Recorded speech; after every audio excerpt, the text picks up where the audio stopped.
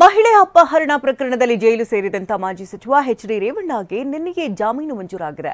ಇಂದು ಜೈಲಿನಿಂದ ಹೊರಬರಲಿದ್ದಾರೆ. ಪರಪ್ಪನ ಅಗ್ರಹಾರದ ಬಲಿ tight security ಕೂಡ ಇದೆ. ಇನ್ನು ಜೆಡಿಎಸ್ ಕಾರ್ಯಕರ್ತರಲ್ಲಿ ಮುಗಿಲು ಮುಟ್ಟಿದೆ ಸಂಭ್ರಮ.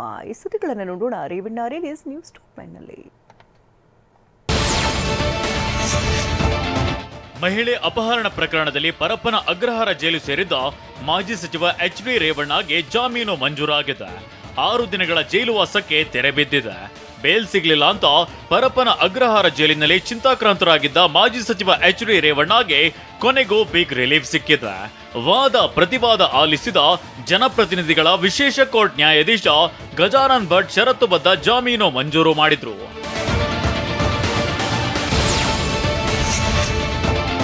ಕೆಆರ್ ನಗರದ ಮಹಿಳೆ ಅಪಹರಣ ಪ್ರಕರಣದಲ್ಲಿ ರೇವಣ್ಣಗೆ ಜನಪ್ರತಿನಿಧಿಗಳ ನ್ಯಾಯಾಲಯವು ಷರತ್ತುಬದ್ಧ ಜಾಮೀನು ನೀಡಿದೆ. ಸಾಕ್ಷ್ಯಾಧಾರ ನಾಶಪಡಿಸಬಾರದು, ಎಸ್ಐಟಿ ತನಿಖೆಗೂ ಸಹಕರಿಸಬೇಕು ಅಂತ ಕೋರ್ಟ್ ಹೇಳಿದೆ. ಅಲ್ಲದೆ ಇಬ್ಬರ ಶ್ಯೂರಿಟಿ ನೀಡಬೇಕು, ಜೊತೆಗೆ 5 ಲಕ್ಷ ರೂಪಾಯಿ ಬಾಂಡ್ ನೀಡಬೇಕೆಂದು ನಿಮ್ಮ ಉಬ್ಬಿದ ರಕ್ತನಾಳಗಳ ಸಮಸ್ಯೆಗೆ ಎವಿಸ್ ಆಸ್ಪತ್ರೆಯಲ್ಲಿ ಕೇವಲ 30 ನಿಮಿಷದ ಲೇಸರ್ ಚಿಕಿತ್ಸೆಯೊಂದಿಗೆ ಮುಕ್ತಿ ಹೊಂದಬಹುದು.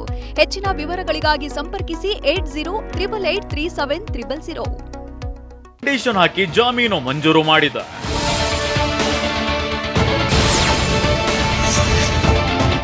ಇನ್ನು ಕೆಆರ್ ನಗರದಲ್ಲಿ ಕೇಸ್ ದಾಖಲಾಗಿದ್ರಿಂದ ರೇವಣ್ಣಗೆ ಕೆಆರ್ ನಗರ ತಾಲೂಕು ಪ್ರವೇಶಿಸುವಂತಿಲ್ಲ ಅಂತ ಷರತ್ತು ಹಾಕಿದೆ. ಜೊತೆಗೆ ಕೋರ್ಟ್ ಅನುಮತಿ ಇಲ್ಲದೆ ಕರ್ನಾಟಕ ಬಿಟ್ಟು ಬೇರೆ ರಾಜ್ಯಕ್ಕಾಗ್ಲಿ ವಿದೇಶಕ್ಕಾಗ್ಲಿ ತೆರಳುವಂತಿಲ್ಲ. ಪಾಸ್ಪೋರ್ಟ್ ಅನ್ನ ಕೋರ್ಟ್ ವಶಕ್ಕೆ ನೀಡುವಂತೆ ಸೂಚಿಸಿದೆ. ಇದರ ಜೊತೆಗೆ ಪ್ರತಿ ತಿಂಗಳ 2ನೇ ಭಾನುವಾರ ಬೆಳಿಗ್ಗೆ 9 ರಿಂದ ಸಂಜೆ 5 ಗಂಟೆಯೊಳಗೆ ತನಿಖಾಧಿಕಾರಿ ಮುಂದೆ ಹಾಜರಾಗಿ ಸಹಿ ಹಾಕಬೇಕು ಅಂತ ಕಂಡೀಷನ್ ಹಾಕಿ ಜಾಮೀನು ನೀಡಿದೆ.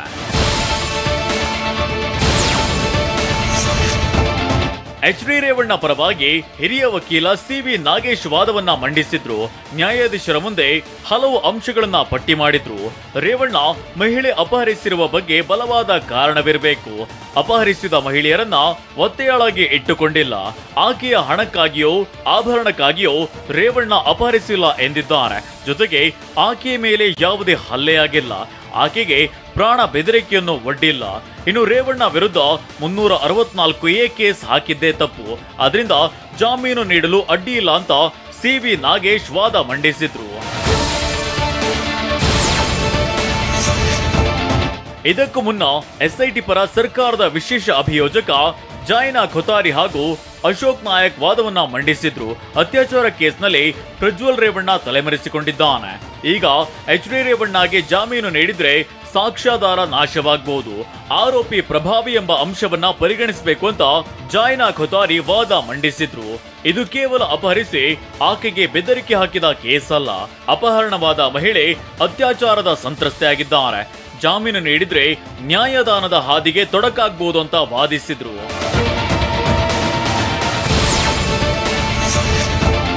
ಎಚ್.ಡಿ. ರೇವಣ್ಣಗೆ ನಿನ್ನೆ ಸಂಜೆ ಬಳಿಕ ಜಾಮೀನು ಮಂಜೂರಾಗಿದೆ. ಹೀಗಾಗಿ ನಿನ್ನೆ ಬಿಡುಗಡೆ ಭಾಗ್ಯ ಸಿಗಲಿಲ್ಲ. ಇಂದು ಮಧ್ಯಾಹ್ನ 12 ಗಂಟೆಯೊಳಗೆ ಕೋರ್ಟ್ ಪ್ರಕ್ರಿಯೆ ಮುಗಿಸಿ ರೇವಣ್ಣ ಪರ ವಕೀಲರು ಜಾಮೀನು ಪ್ರತಿ ಪಡೆಯಲಿದ್ದಾರೆ. ಇದಾದ ಬಳಿಕ ಮಧ್ಯಾಹ್ನ 1 ಗಂಟೆಯೊಳಗೆ ಜಾಮೀನು ಪ್ರತಿ ಜೈಲು ತಲುಪಿಸುವ ಸಾಧ್ಯತೆ ಇದ್ದು, ಜಾಮೀನು ಪ್ರತಿ ಜೈಲು ತಲುಪಿದ ಕನಿಷ್ಠ 1 ಗಂಟೆಯೊಳಗೆ ಜೈಲು ಸಿಬ್ಬಂದಿ ಬಿಡುಗಡೆ ಪ್ರಕ್ರಿಯೆ ನಡೆಸಲಿದ್ದಾರೆ. ಹೀಗಾಗಿ ಮಧ್ಯಾಹ್ನ 3 ಗಂಟೆಗೆ ರೇವಣ್ಣ ಬಿಡುಗಡೆ ಸಾಧ್ಯತೆ ಇದೆ ಎನ್ನಲಾಗಿದೆ.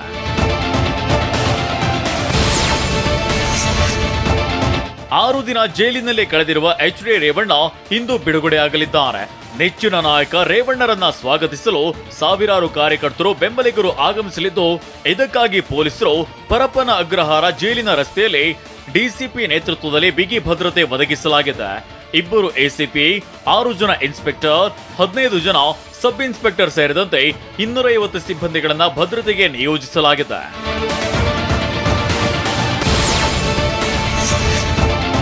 ಎಚ್.ಡಿ. ರೇವಣ್ಣಗೆ ಜಾಮೀನು ಸಿಕ್ಕಿದ್ದಕ್ಕೆ ಸಂಭ್ರಮಾಚರಣೆ ಜೋರಾಗಿದೆ.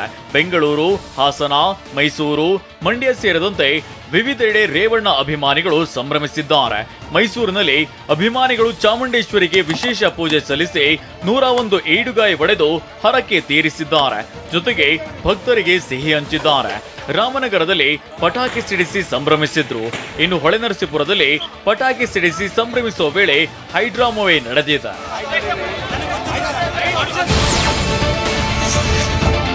ಇನ್ನು ಒಂದ್ ಕಡೆ ರೇವಣ್ಣಗೆ ಜಾಮೀನು ಸಿಕ್ಕಿದ್ರೆ ಅದೇ ಕೆಆರ್ ನಗರದ ಕಿಡ್ನಾಪ್ ಕೇಸ್ನಲ್ಲಿ ಬಂಧನಕ್ಕೆ ಒಳಗಾಗಿದ್ದ 4 ನ್ಯಾಯಾಂಗ ಬಂಧನಕ್ಕೆ ನೀಡಲಾಗಿದೆ. ಮನು ಹಾಗೂ ಸಂಜಯ್ಯನ್ನ ನ್ಯಾಯಾಂಗ ಬಂಧನಕ್ಕೆ ಒಪ್ಪಿಸಲಾಗಿದೆ. ಆದ್ರೆ ರೇವಣ್ಣ ಆಪ್ತ ಸತೀಶ್ ಬಾಬುನನ್ನ SIT ಮತ್ತೆ 4 ದಿನ ಕಸ್ಟಡಿಗೆ ಪಡೆದಿದೆ.